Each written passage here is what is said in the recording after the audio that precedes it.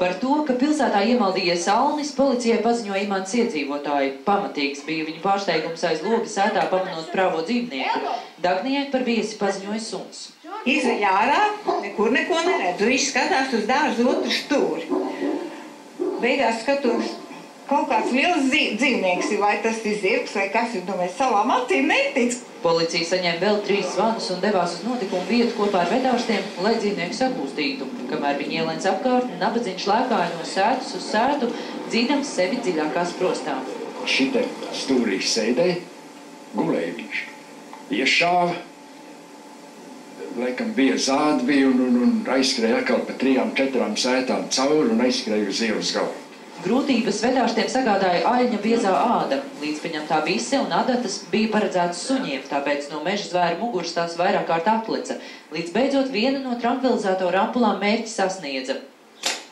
Alnēns vēl mēģināja piecelties kājās, taču zālēm iedarbojoties, dzīvnieks atkal nokrita zemē.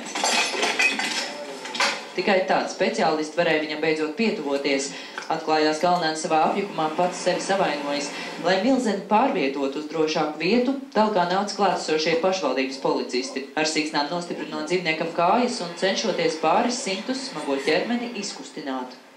Aļņas sagūstīšanas operācija ilga nepilnas 4 stundas, kā redzams šajā sētā viņš burtiski iedzina sevis prostā. Lai arī priekš pārējiem sugas brāļiem Alnēns vēl ir visai jauns, varbūt 1,5–2 gadus vecs, tomēr ir vajadzīgs vismaz 5 vīru spēks, lai viņu izkustinātu no vietas.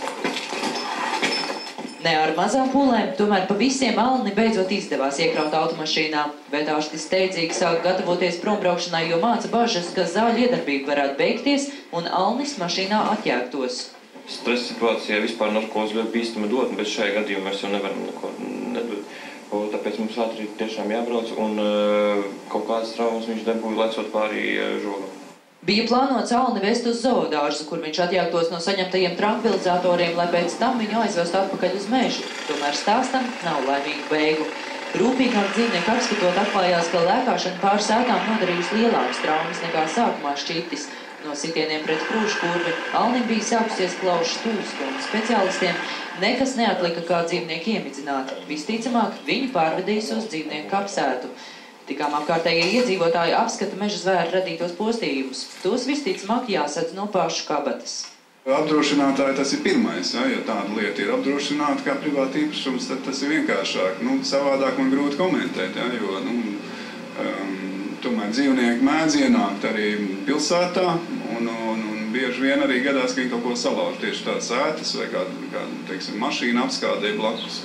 Saimnieki sētai, kurā sagūstīšana norisinājās, mājās nebija, tā kā viņus sagaida nepatīkams pārsteigums, salauzts šūpuļkrēsls un citas nelaimīgā Alnēna atstātās pēdas. Kristīna Šildinga, Mars Stankēvičs, TV3 ziņas.